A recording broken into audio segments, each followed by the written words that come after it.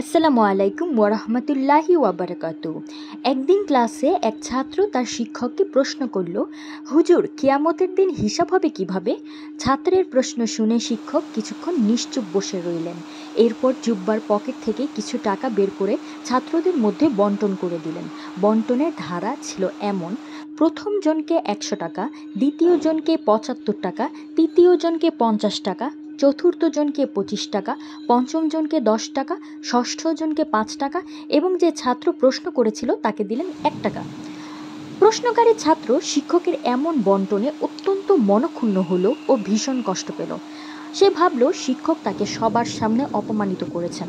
শিক্ষক মুচকি হেসে ছাত্রদের বললেন, আজ তোমাদের ছুটি, তোমরা এই টাকা পুরোপুরি খরচ করবে এবং আগামী শুক্রবার মাদ্রাসার রান্নাঘরে সকাল 10টায় এসে খরচের হিসাব দিবে। শুক্রবার ছাত্ররা মাদ্রাসার রান্নাঘরে উপস্থিত হলো।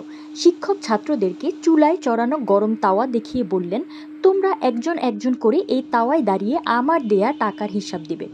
প্রথমে এগিয়ে এলো যে ছাত্রকে 100 টাকা দেওয়া হয়েছিল। সে তাওয়ায় দাঁড়ানোর পর শিক্ষক বললেন, আমার দেয়া টাকার হিসাব দাও। এমনিতে আগুনে উত্তপ্ত গরম তাওয়া, তার উপর খালি পা। ছাত্র এক পা নামায় তো এক পা তোলে। এভাবে অনেক কষ্টে তাওয়ায় দাঁড়িয়ে খরচের হিসাব দিতে লাগলো।